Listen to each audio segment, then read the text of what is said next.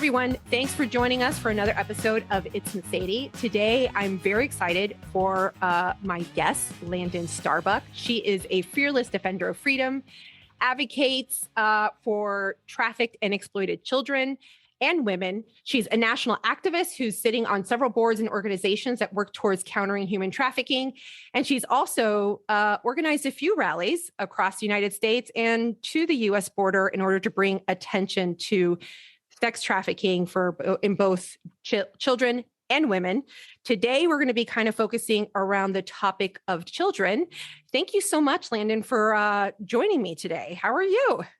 Thank you so much, Meseidy, for having me. I'm really excited to be here and have these important discussions. Yeah. So I wanted to kind of open up, I gave everybody a quick little synopsis about what it is that you do. But for people who aren't familiar with you, give them a little bit of background story of not just what you do, but what led you to get involved in this focus of human trafficking and exploitation. Absolutely. Well, going back, I came from a broken home and I had this dream to be a singer. And I moved to Hollywood and became a singer and a songwriter. And I was fortunate enough to chart on Billboard and tour and had some success. But as I was, involved in that industry and was exposed to other rising stars, things like that, I saw a lot of the exploitive underpinnings that are very much apparent to anybody who's been in that industry or worked in that industry that happen. And what I mean by that is a sexual quid pro quo system. And while I did not participate in that, I had to ultimately decide, morally, do I want to contribute to this industry? Can I change it? And ultimately, I decided that if I wanted to be an artist and I wanted to be unbridled and I wanted to make the music I wanted to make without having my image controlled, my lyrics controlled, all of that messaging, and I'd have to leave and I'd have to do it on my own terms. And so that is ultimately what I decided to do. And I used my music for a number of years as like a medium to draw awareness to exploitation and to trafficking. So my song content would help open that conversation. And I donated all of those proceeds to organizations that I loved and worked with. But ultimately, God put it on my heart that, this is not where my future is. I love music, I'll always make it, but my voice in speaking truth and speaking and relating to people this information in a way they can understand it and turn them into actionable people that can actually make a difference is what I feel called to do in my life. And so I put down my guitar, I put down my piano for now, and just, dedicated my life to this advocacy.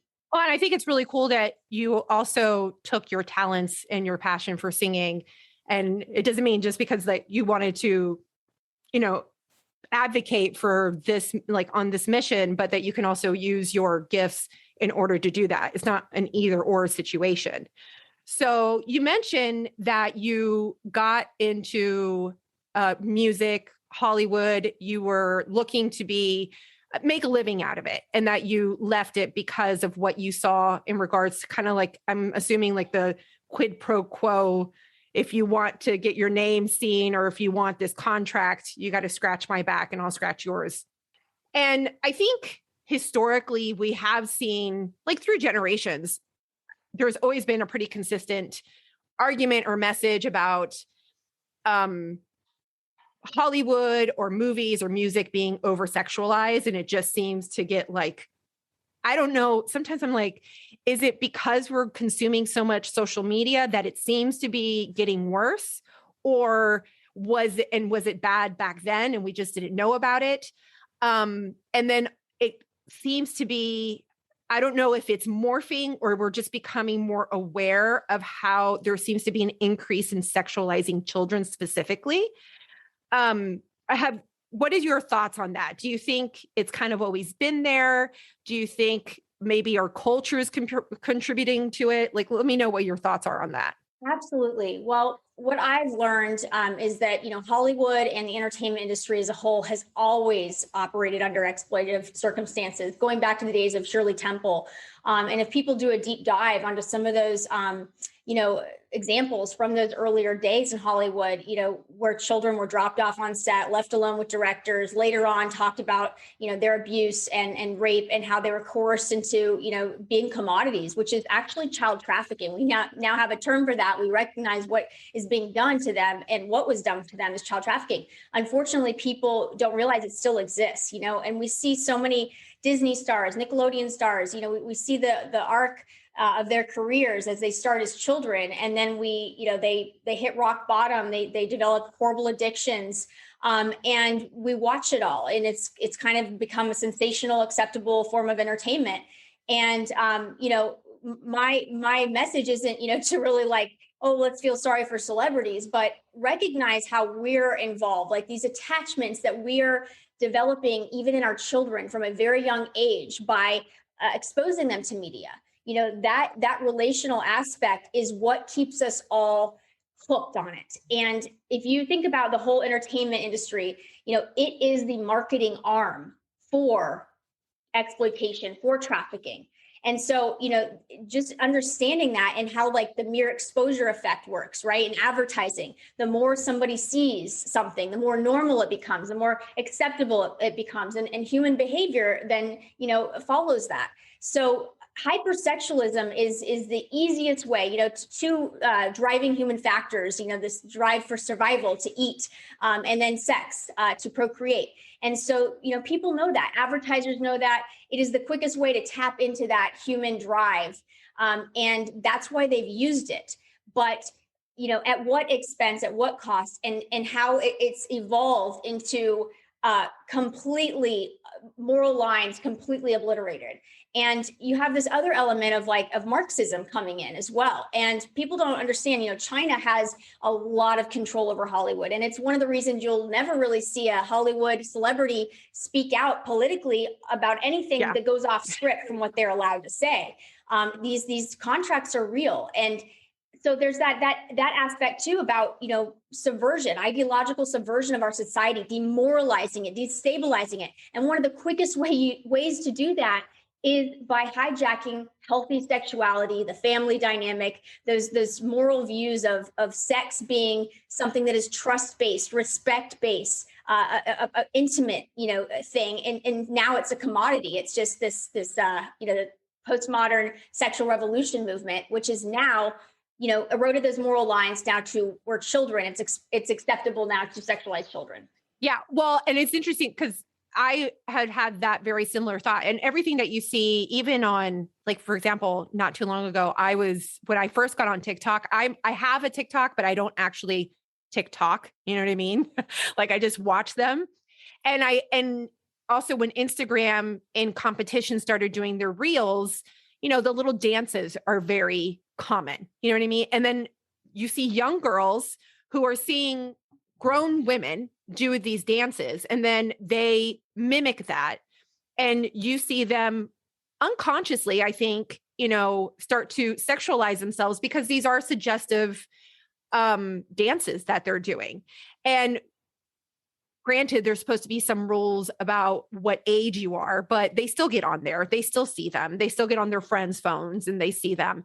And then that whole idea, and that's just a small way that I see where it kind of leaks into specifically our children.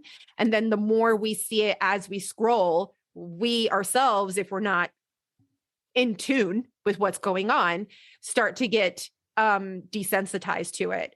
And then I think, and then to kind of bring back the comment that you made in regards to Marxism, is that it almost seems as if in order that a tool of Marxism is to take away the innocence of children, because it also takes away a responsibility from the parents, like that parent child relationship. And I don't have children, so this is just kind of like my conclusion from what I'm seeing.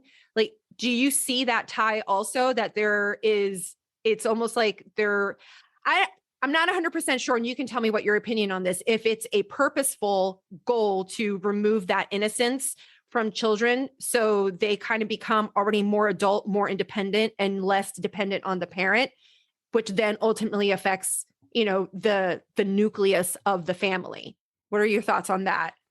Well, I mean, going back to Karl Marx, attacking the nuclear family is essential for Marxism to thrive, for communism to thrive.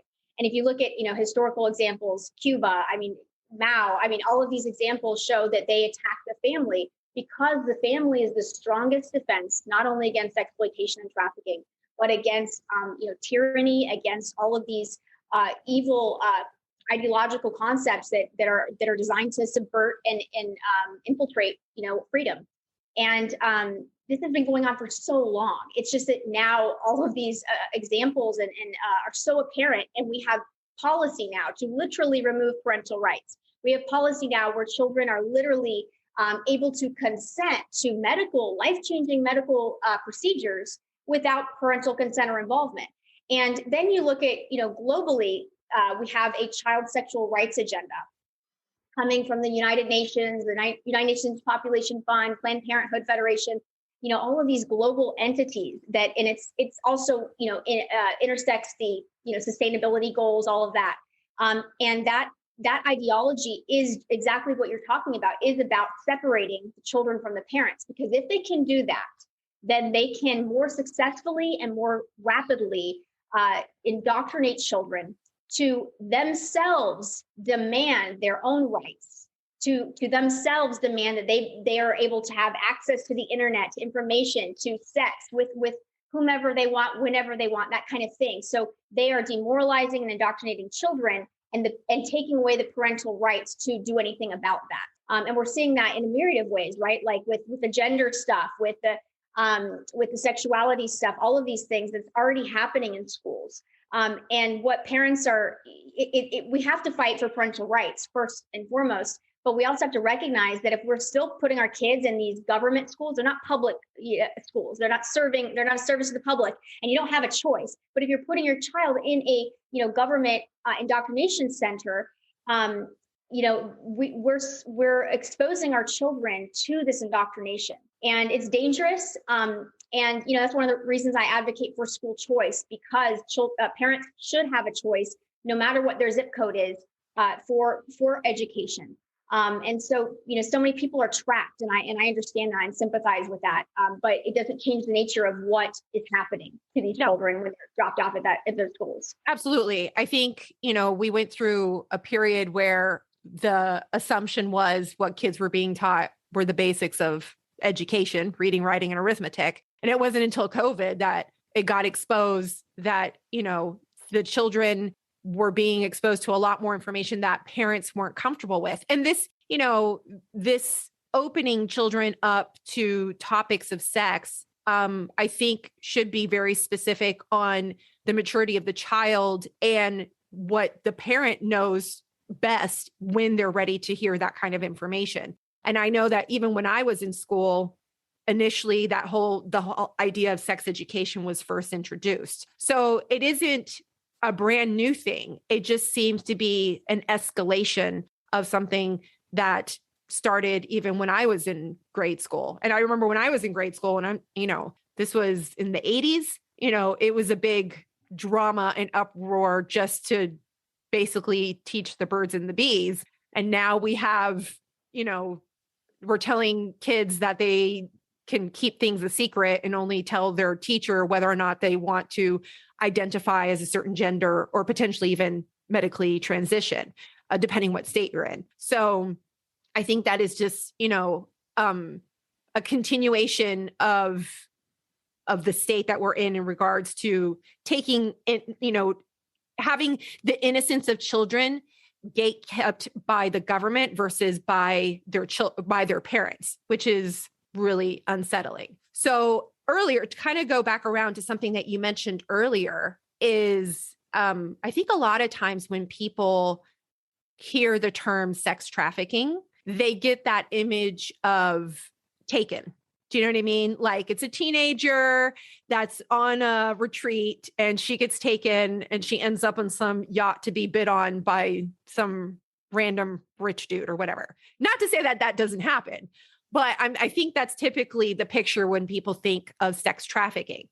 And it wasn't until recently that I learned that it's not necessarily that an individual is taken, a child or a woman specifically is taken and then sold or prostituted, but that it happens in other ways, even within the home. So can you tell us a little bit more about this maybe contrast, like the stereotype of what people think is sex trafficking and what sex trafficking looks like in real life? Absolutely. I mean, Hollywood, here we go again with the stuff that they put out that it does a disservice. And then, don't get me started about the media and all the propaganda articles that they put out, calling child trafficking a conspiracy theory like the Atlantic. Yeah, I was totally going to touch on that too eventually, because I was like, at some point where I remember when I don't even remember exactly when it was, maybe a year ago, there was a lot more discussion about Save the Children, sex trafficking.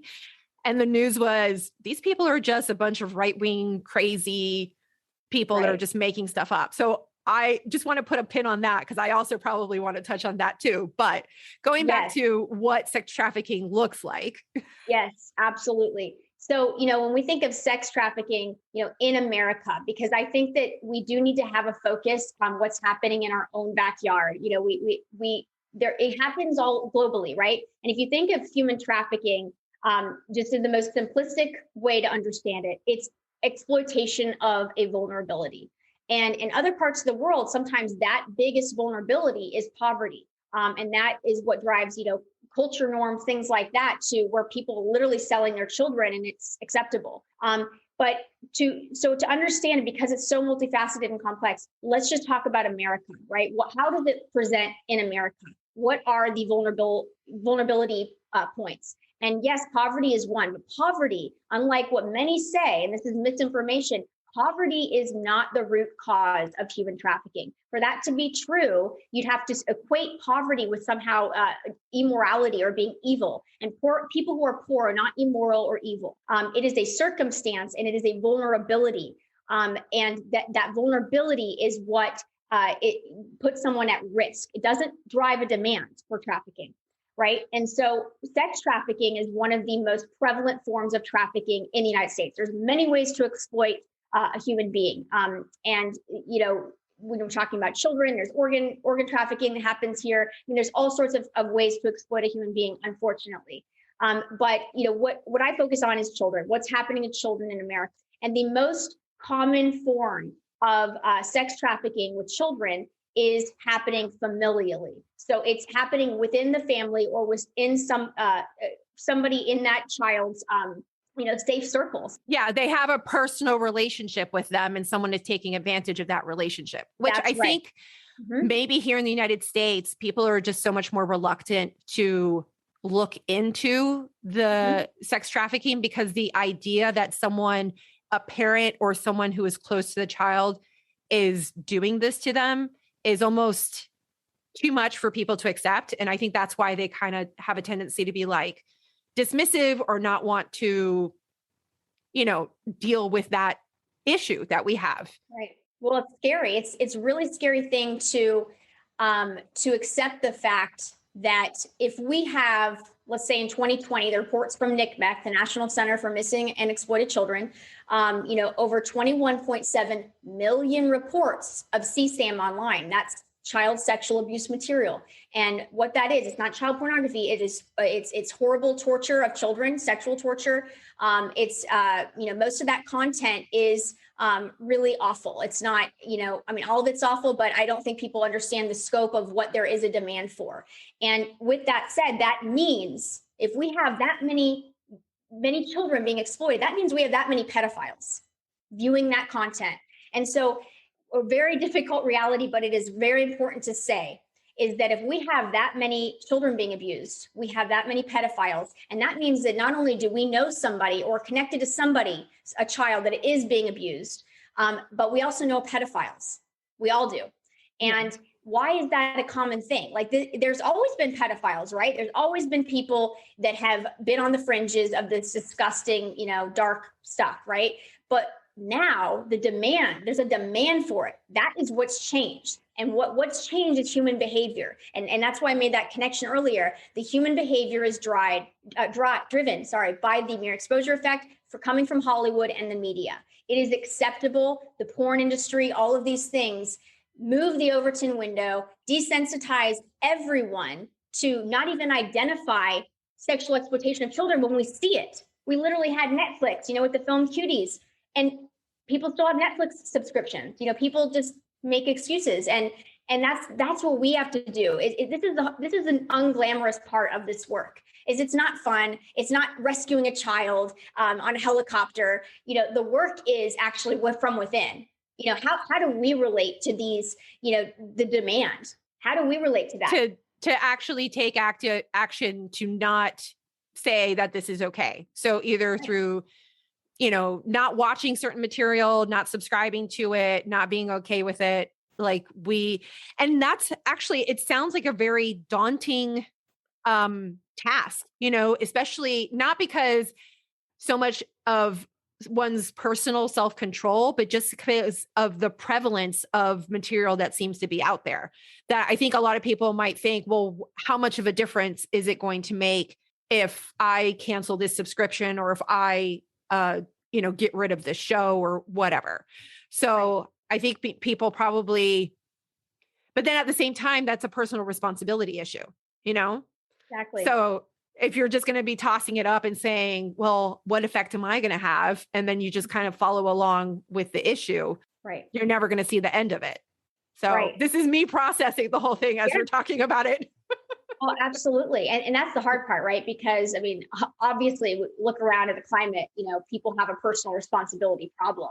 We have the whole victim culture, which is the antithesis of self-accountability, and I'd say the most prevalent example and one of the biggest drivers of demand is our pornography today, right? It's not what it was in 1980. Not saying I agree with it at all, because I think all pornography is exploitive to women.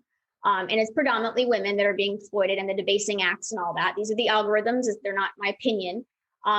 So I'm against all of that, but it is different. And we have to recognize that, children today are, teens on college campuses who've confided in me about these things. They tell me these horrific things like, that their sexual, encounters are debasing acts. They're abuse acts that have been normalized. Yeah, it's their first maybe exposure to what is a sexual encounter. And so they end up mimicking it, or, you know what I mean? Like, that's the example that they have. They think that this is normal, and then it becomes an unpleasant experience for the receiver, whoever it may be.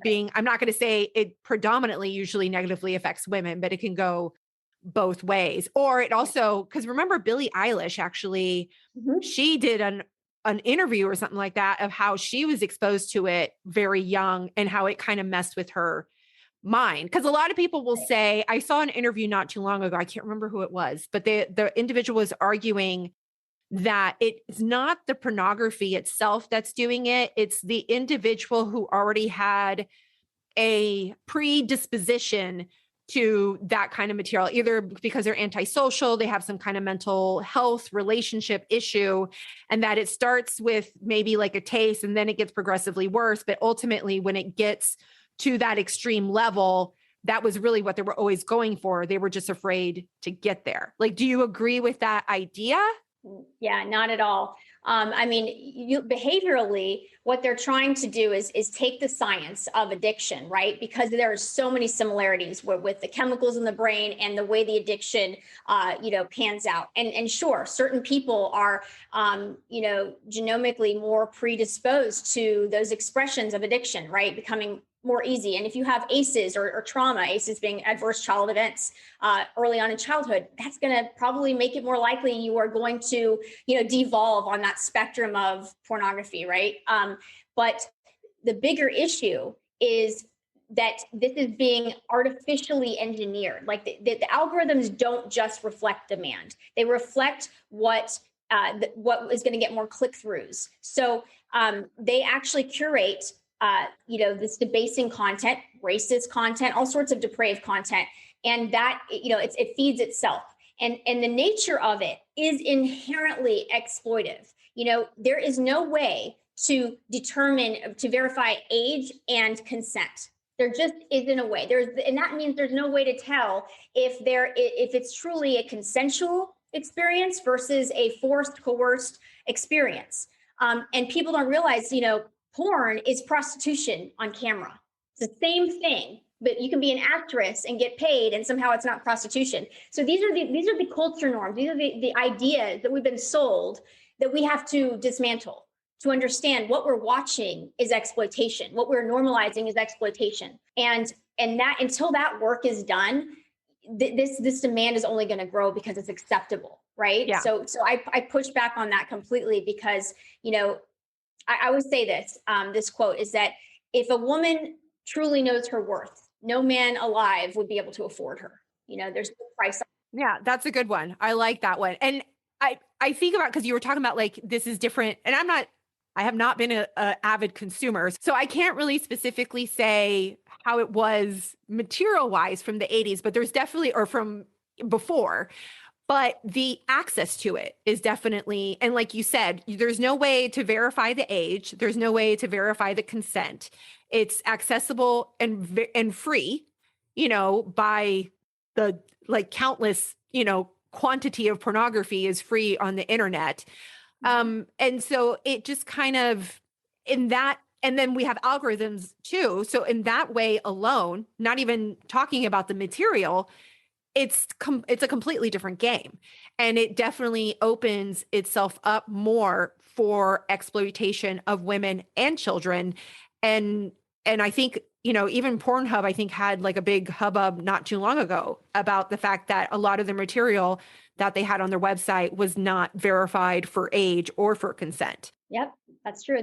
When things became litigious, they suddenly took down over 1 million videos. So, and then on the idea of like, when we talked about before, but we went on this rabbit trail because I love my rabbit trails. But when we were talking about what child traffic or what trafficking looks like, do you have any? So like if I'm encountering either kids in a school program or my child's friends or anything like that, is there anything that maybe you can give as pointers for people to look out for possibly a child being a victim of a child trafficking? Absolutely. So, I mean, there are very obvious physical markers, mental health issues presenting as, their movements are controlled, bruises on their body. There's those obvious things where we would recognize something is wrong. And it's very important to attune ourselves to children and to see those behavioral cues, right? But as far as risk factors go, what I was speaking about earlier is the vulnerability. What makes a child vulnerable? One of the biggest vulnerabilities is, coming from a broken home where there's addiction or neglect or any of those things. So a lot of the kids in the foster care system are the most at risk. And then you look at, broken families, things like that. We all know somebody who, a single mom who's struggling, who can't be present for whatever reason. No judgment. It's just, it's recognizing that there's a need for the child. And wherever there's a need for a child that's unmet, a trafficker cues in on. And there's literally playbooks where they're looking for the vulnerability so that they can meet that need and they can hook that child. And so we have to be better at recognizing those needs and helping meet those needs. That is anti-trafficking work. When you recognize, a big brother, big sister program, a child in need, helping give a ride home, being a friend, those things. I mean, again, they're not glamorous, but that is anti-trafficking work. That literally is saving the life of a child by getting to them and intervening before the exploiter, the trafficker, the abuser. Body safety, teaching children body safety is absolutely non-negotiable, especially with the rampant exploitation, right? We teach our kids, look both ways before you cross the street, don't talk to strangers, but we don't realize that the exploitation is happening within the home through social media. And that is the third thing that I would say is the best way to protect your children is to not allow them on any social media before they are mentally, physically, spiritually equipped to navigate that world. We would never send our children to a pedophile meetup night at the mall, knowing there'd be pedophiles there. We would never send them alone, knowing that they didn't have the tools to survive in the wild. Or we would never set them up for that kind of failure. And parents have to have responsibility and stop caring about being the cool parent and say no no, because I love you. This is exploitive. And teaching them why, teaching them how the algorithms are exploitive, teaching them how the porn lobby gets inside of the Chromebooks at school and tries to hook them so that they don't, don't go after their dreams, so that they become addicted and depressed and anxious. These are conversations we have to have with our kids, because there's a war on children from every angle to attack their identity, their gender, their sexuality, and turn them into commodities, turn them into pawns for the state to be little activists. There's an attack and war on our children. And this is the hardest generation, I think, to parent, because we have to parent from the inside of our home all the way out. And it is hard. Yeah. Everybody else is doing something different, right? To say no. Yeah. Because when it's coming into your house, there's no barrier. Do you know what I mean? Right. Obviously you as a parent need to be responsible of their phone, what they're consuming and everything like that. But then also at the same time, kids will be kids. So, I know when I was a kid, when I was told I couldn't do something, I'd try and find my work around it, and it's not to say that they're getting on this social media in order to consume anything that is dangerous. They're getting on there to consume innocent content, but it then eventually, either through something that they click or something that the algorithm senses, will start to feed something maybe less appropriate, age appropriate in. So I wanted to ask you though, just real quick before because you've mentioned trafficking, and then, you talked about in the child's home. When you use the word trafficking, because when I think about it, I think of it's an individual that's taking advantage of someone who is vulnerable, and then also using them as a commodity. So either taking pictures of them or videoing them and then selling it, creating some kind of profit, or heaven forbid, bringing in other like-minded individuals. I'm trying to use correctly, but other to also exploit the child, as opposed to when I think of the term a pedophile, for example, it's specific to, maybe a uncle parent teacher relationship specifically with the child, but it's just kept secret between them. Is that semantics or? No, absolutely. It's one of the most important things to understand. And so the best way I can explain it. So child trafficking and child sexual exploitation are intertwined, and it is especially online, almost impossible in some cases to differentiate what is what. And the main difference, is with child trafficking, there is more of a profit motive. All right. So it could also be something of value, you can have a free place to stay, or I'll pay for your education. You just have to do this, like using force, fraud, and coercion. That's the child trafficking umbrella. There doesn't have to involve movement. A child can be trafficked from their own bedroom without actually being physically assaulted by any other human being. And that still is child trafficking. Now, if it's just child sexual exploitation, which is extremely prevalent, all right, and all forms of child trafficking involve child sexual exploitation. But the difference is, with just child sexual exploitation online, there is, sadly, it's its own commodity and trade value that pedophiles online use to trade. So they're not doing it necessarily to make money, and they're not doing it to necessarily trade something of value for the child. They are just exploiting the child for their own sexual gratification. Yeah. Okay. And so it's important to understand that. But it like I said, I just want to make sure I convey that nuance there, is that all child trafficking involves child sexual exploitation, unless it's a different form of child trafficking, child soldiers, labor trafficking. All child sexual trafficking involves that exploitation, but the motive is different. Sometimes it's just, like you said, the uncle filming the child, abusing the child, and then trading it, uploading it online. And that is what we're seeing, unfortunately, millions and millions of reports of. But we don't have the tools and resources, though, to absolutely definitively say, oh, this isn't a child trafficking case. We just don't have that yet. Yeah. It's a lot easier to see because you can see exploitation. Do you know what I mean? Exactly. As opposed to trafficking, it's not something, unless I mean, unless you get the child or you get the perpetrators and you can show some kind of proof, it's a lot more difficult to show. Right. And that kind of brings me back to, because remember how I said that we were being called conspiracy theorists, remember? Yes. Yes. So the reason I wanted to ask for that specific definition is Mhm. because there's always been a general understanding of what someone who abuses a child is, or someone who is a pedophile. Like everybody knows kind of like what that idea is. And that in general is something that is, I mean, that is not accepted in society. But then during the summer, it was like of 2020, because 2020 was a weird, let's just be honest, the last 2 years have been they just been weird. And Yep. so there was a rise in protests and attention specifically to child trafficking. And it almost seems like the idea of trafficking is just so more intense and more insane that people are kind of like, no way, that's not happening. It's specifically when you try and tie it to anybody of predominance.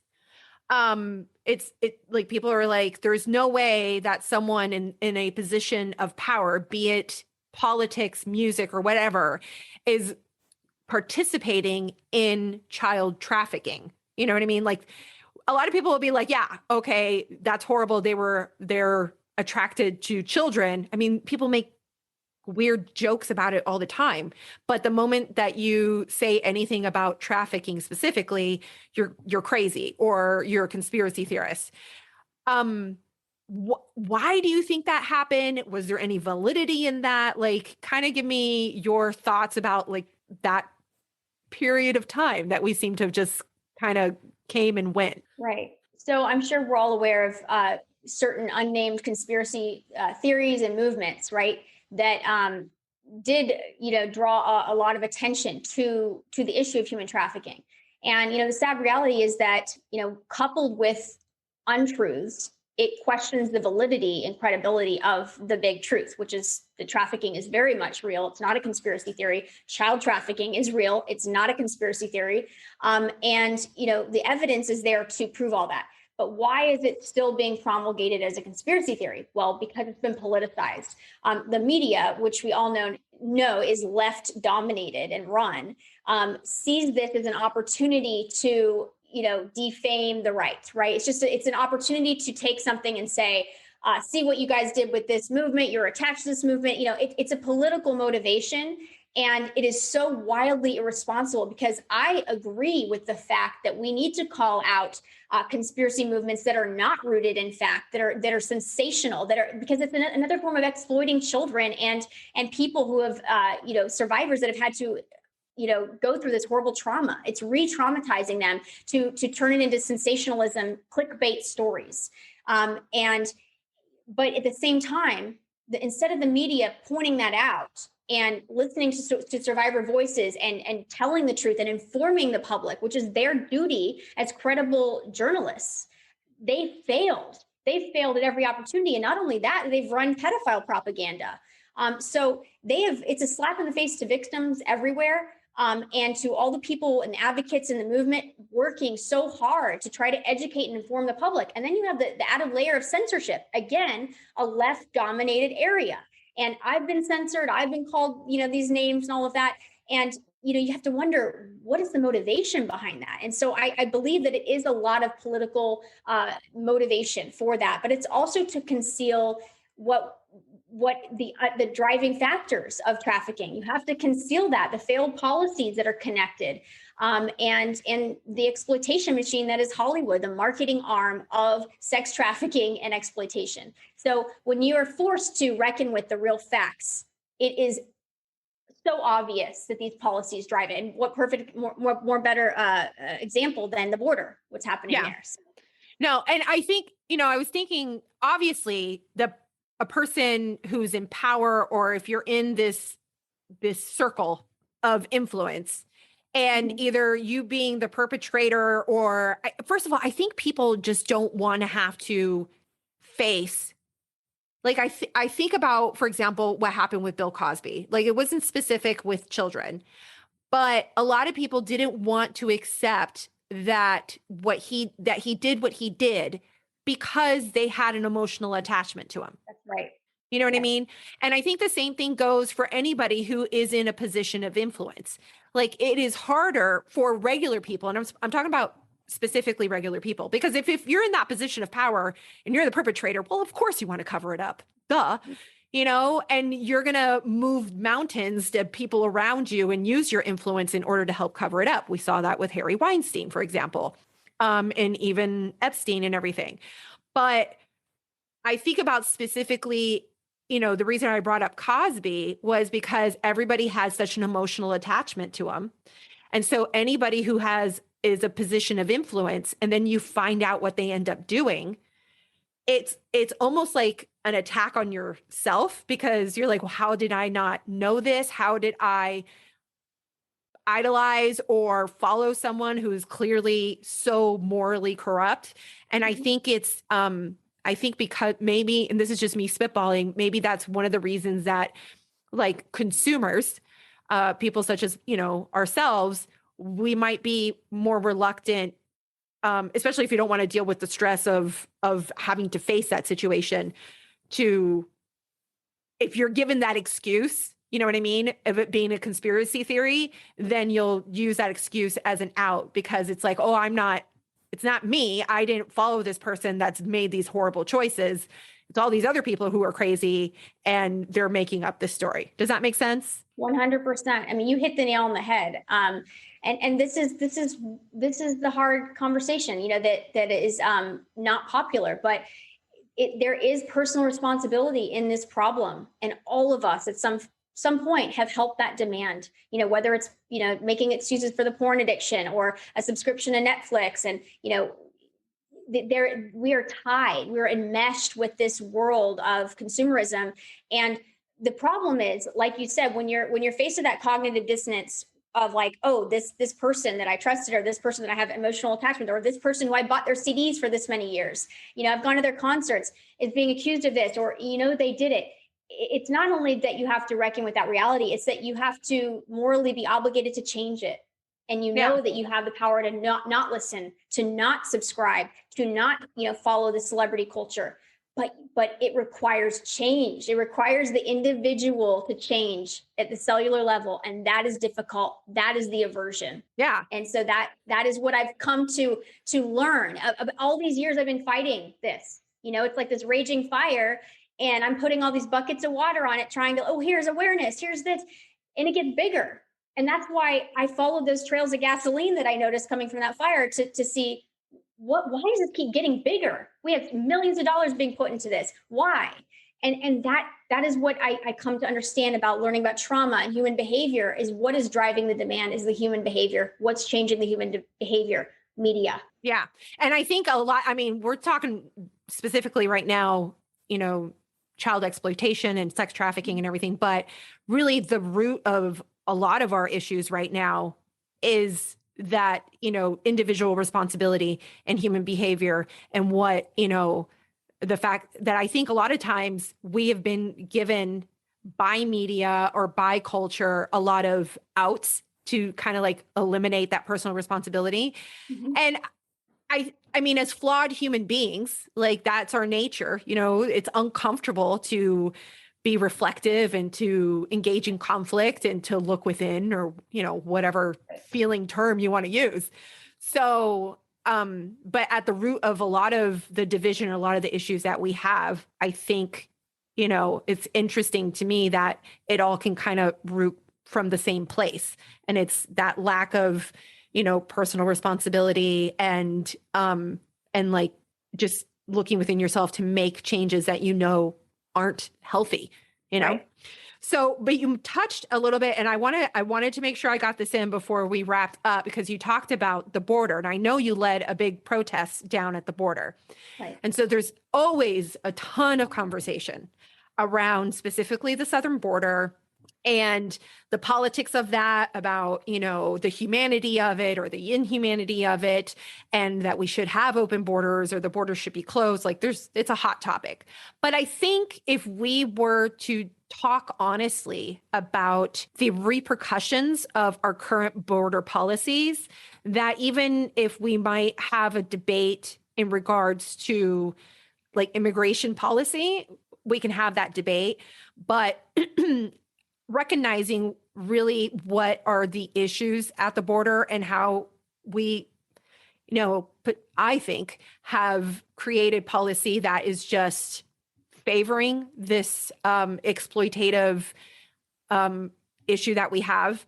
Like, tell me a little bit about what's happening at the border, what effects our policy has had, just kind of expose a little bit of what you have seen in your work down at the southern border, specifically around this topic. Yeah, absolutely.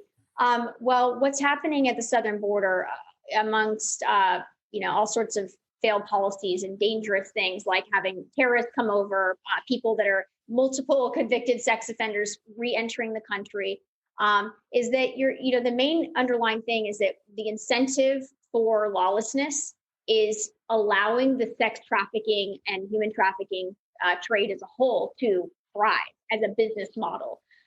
These cartels are making millions of dollars every single day with the business of trafficking people across the border.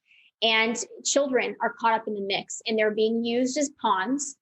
In some cases, children are sold to bring, other adult males over. And they know that with their, revocation of certain policies like the DNA testing to really prove that the families coming over are together, they stopped doing that. There's very little DNA testing is happening. They've also stopped reporting the numbers of sexual assaults on the minors, on unaccompanied minors. And I have to, whenever I say unaccompanied minors, again, there's a disconnect there. An unaccompanied minor means a child's already been exploited and it's already been abandoned, because any child that's left alone in a desert where 70% of the women and children are raped, that is exploitation. And the fact that we're facilitating that and allowing that by incentivizing that behavior, and there's no repercussions for the cartels, and there's no accountability or oversight for these hundreds of thousands coming over. And we had over 2 million, people come over, but I'm talking specifically about the UMCs, the unaccompanied minor children. This is just a trade. When you go down there and see it, it's a trade. It's a business. It's disgusting being run. And we're being lied about it. And if you notice all the border coverage, remember the horse reins thing, that whole, Yeah, absolutely. That's where and they'll throw out the word, yes, there's human trafficking and smuggling, but they don't break it down. And that is why I was motivated to come down there and show the truth of what's happening. And, we were censored, and, luckily some media did report on that. We're so grateful for that voice to amplify the message. But children are being exploited, raped, trafficked every single day. And there's no excuse for that. Well, and I think one of the biggest topics that would come up, especially during Trump's administration, which it's happened, I believe it happened during Obama's also, is the child separation. Right. So that was what a lot of people would focus in on so much. Right. And I don't want to give my opinion on it, but what does that have anything to do, or does that aid or negatively affect anything that has to do with like, what was the idea behind that? You know what I mean? What are your thoughts in regards to the child separation? Yeah. So I've spoken with many Border Patrol. Some of them, have done this for most of their lives. Again, being down there firsthand, witnessing it, talking to the families impacted by these crimes. What people don't realize is how many children are trafficked and how they're being used, and how the cartels use children and drop them over the walls and throw them in the river as diversion tactics so they can get a large amount of people over. Children are a commodity. They're trash to these cartels. It is so horrific what's happening. And I've heard so many horror stories. And there's, things called rape trees where children's underwear hangs like souvenirs for these traffickers.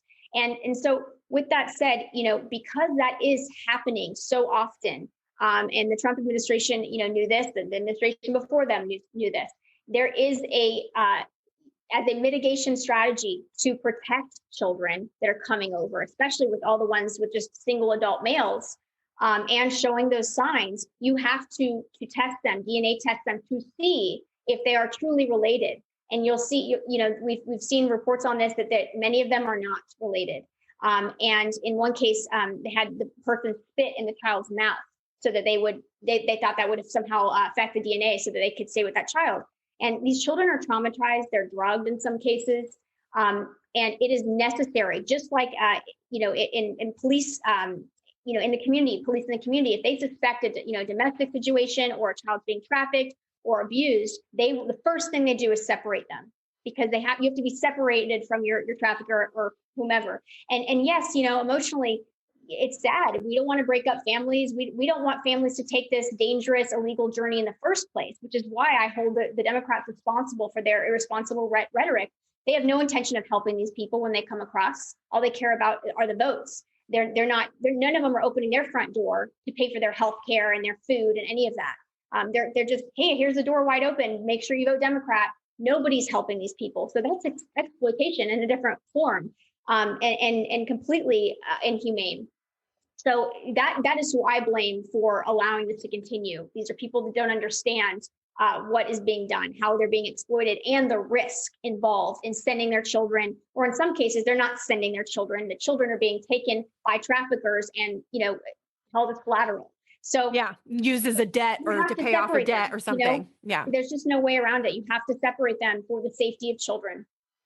And this is definitely my own, my frustration is how that element of child separation is used as a tool to pull on people's heartstrings and specifically be like, you see how bad these people are, like who would ever separate their child from their mother? And of course that happens. There are parents that make it across the border with their children, and that unfortunately does happen.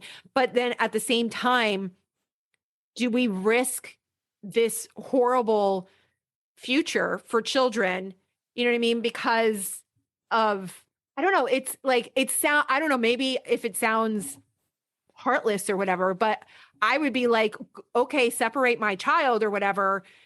Let's make sure these kids don't end up in a worse fate, or have that conversation with your child or whatever. You know what I mean? I'm just spitballing here. Yeah. But it just is very frustrating to me that it's, again, almost like it's not so much that they care. It's more like they want to look like that they care. Does that make sense? It's this showing off of I'm a better person. I don't want mothers and children to be separated. Right. Without even acknowledging the reason why it's happening. Yeah. So it's the moral supremacy platitudes of yes. Open borders, build bridges, and all of this rhetoric sounds so nice. But then when you actually see the lives and, just the aftermath of everything, and you see the lives ruined, you see the children raped, it doesn't sound so nice. There's no forethought in the policy, it's like, right. Well, if I make everything free, what ends up happening? What's the consequence of that? Exactly. If I make everything open, what's the consequence of that? And they really just want to, it appears that the focus is more on, what you're doing right now and what makes you look like a compassionate person now, as opposed to having the foresight of the consequences of your choices. Absolutely. Yep. So, 100%. Well, if somebody wants to get involved or help out, I know you're on the board of several organizations, you have nonprofits and that sort of thing. Is there anyone in particular that you want to recommend or shout out or tell people how they can support and get involved with this mission? Absolutely. I'll recommend a couple. So one, we haven't formally announced yet, but I'll go ahead and announce it on your podcast. My nonprofit is called Freedom Forever. And we are an advocacy organization that is dedicated to changing culture, informing on policy, and exposing in sort of a Project Veritas style, all of, the pedophile agenda, all of the things that normal anti-trafficking and anti-exploitation, child exploitation organizations just don't really touch, the sensitive topics, the border, things like this. That is the service that we are committed to, is informing the people and teaching them how to be effective advocates and activists in their own community. So that is one, organization that we really appreciate your support. That's freedomforever.us. And then the other is Operation Light Shine. I serve on the board of that. And we are in Tennessee, but have plans to branch out nationally. And while I can't reveal a lot of the things that Operation Light Shine is going to do, it is a different way of tackling this, which is more of a rescue raid model involving law enforcement, the resources, the technologies involved in CSAM discovery online.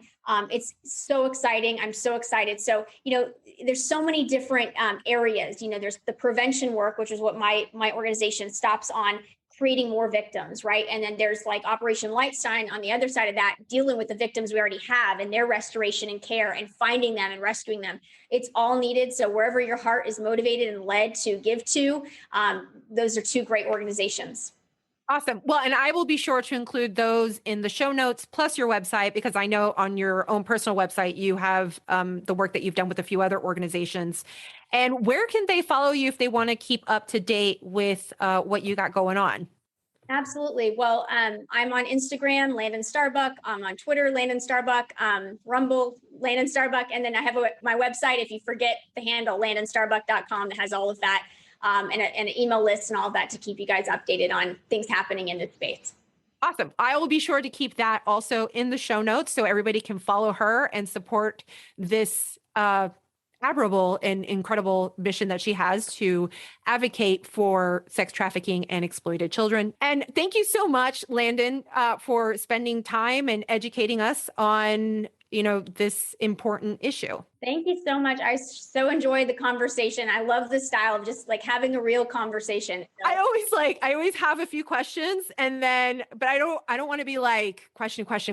I want to have conversations because I think that really kind of helps things develop more. And then as I get ideas, it's possible that somebody else, as they're listening to it, they're also thinking about it. And that's why I don't stick specifically to a hard script. And of course, anytime that you want to come back on and talk about this more, or you have a new project that you want to promote, you are welcome anytime. Thank you so much for having me. And I would love to come back on at some point. Thank you so much. Thanks so much for listening to It's Meseidy, honest conversations for freedom-minded women. You can find the show notes for this episode at itsmeseidy.com. And if you're loving the podcast, I would be so honored if you would go ahead and hit that subscribe button and leave me a 5-star review. You can also connect with me on Instagram at itsmeseidy or join my email list. Until next time, stay free and stay honest.